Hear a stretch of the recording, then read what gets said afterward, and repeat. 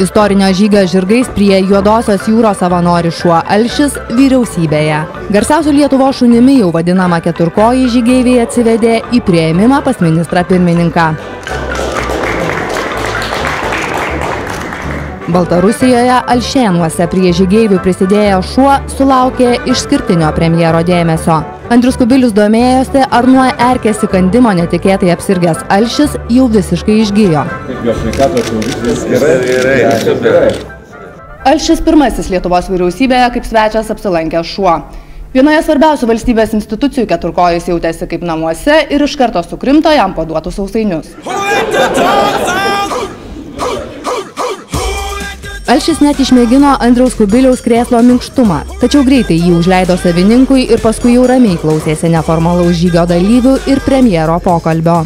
Kubilius vasarą dviračiu pats keliavo per Lietuvos istorijai reikšmingas vietas Baltarusijoje, todėl susidomėjęs gaudė žinias apie raitelių žygį žirgais iki Juodosios jūros. Premjeras juokais net užsiminė, kad būtų galima surengti bendrą kelionę žemaitukais ir dviračiais. Po 600 metų pakartoję Vytauto didžiojo kelią žirgais, žygeiviai premjerą ragino griauti sienas tarp Lietuvos, Baltarusijos ir Ukrainos. Ir aš pats sakiau ir premjerui Sidorskiui, kai mes susitikom prie Radvilų pilies Nesvyžiuje, kad istorinė prasme visa ši erdvė buvo visą laiką bendra per šimtmečius ir tai, kad dabar yra mūsų atskirianti siena, tam tikra prasme yra istorinis laikinas atsitiktinis reiškinys. Ir tai reiškia, kad ta siena tikrai neturi jokių perspektyvų ilgai čia būti. Taip jau susiklostė, kad prieš keletą dešimtmečių mes buvom atskirti, išsiskyrėm ir netgi išsiskyrėm fiziškai. Mūsų galimybė susisiekti buvo skirta geležiniam tvorom.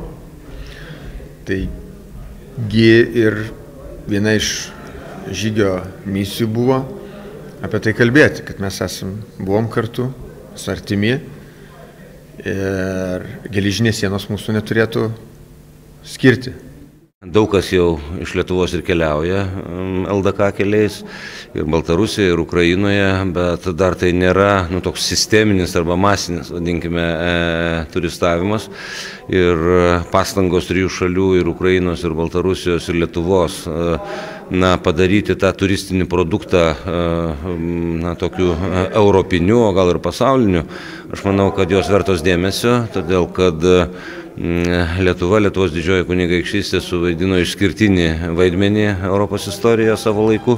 Su Andriumi Kubiliumi žygeiviai aptarė net ekonominį Vikingo projektą. Transporto koridoriumi tarp Odesos ir Klaipėdos uostų traukiniai gabentų krovinius be jokių muitinės procedūrų kertant sienas. Žygio dalyviai nepamiršo pabrėžti ir dar vienos istorinės kelionės misijos – populiarinti pasaulyje vienos seniausių veislių žirgus – žemaitukus.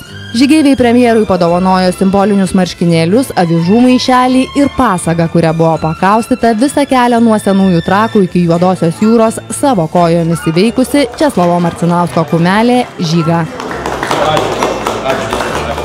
Reporterė Eglė Šilinskaitė, Vilnius.